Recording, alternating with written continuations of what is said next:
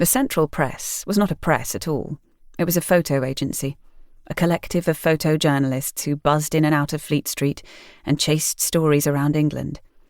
Kate had the furious occupation of processing, drying, trimming, and contact printing their negatives.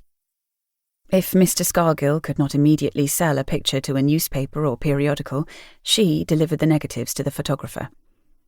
There were no staff photographers at the Central Press, only a scrum of freelancers and stringers. Kate and her counterpart, Gordon Davies, got the overflow jobs and were allowed to submit photos they took in their spare time. Officially, though, they were darkroom boys.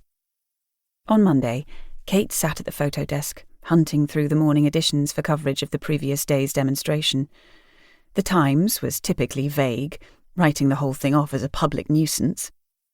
On one hand, communists seem to make a practice of creating disorder at fascist meetings, and on the other hand, the proposal of the fascists to march through largely Jewish districts does not suggest a desire to avoid provocation. The Mail fumed that girls were among the injured, while the Communist Daily Worker declared victory with a front-page headline, "Mosley did not pass. East London routs the fascists." Kate sighed into her mug of tea. Not one of the papers had her incredible photograph of Mosley. She had been too slow returning from the march and missed the deadline. Meanwhile, 30-year-old Gordon captured the shot that now graced the front page of the Mail, a photograph of a young woman being carried away by the police.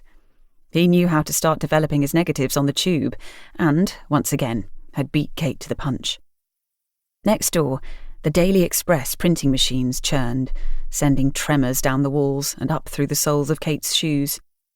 She folded the papers and went back to trimming negs. At 10, Gordon came in with a cocky grin. He was wearing the same natty black suit and pressed white Oxford shirt he wore every day.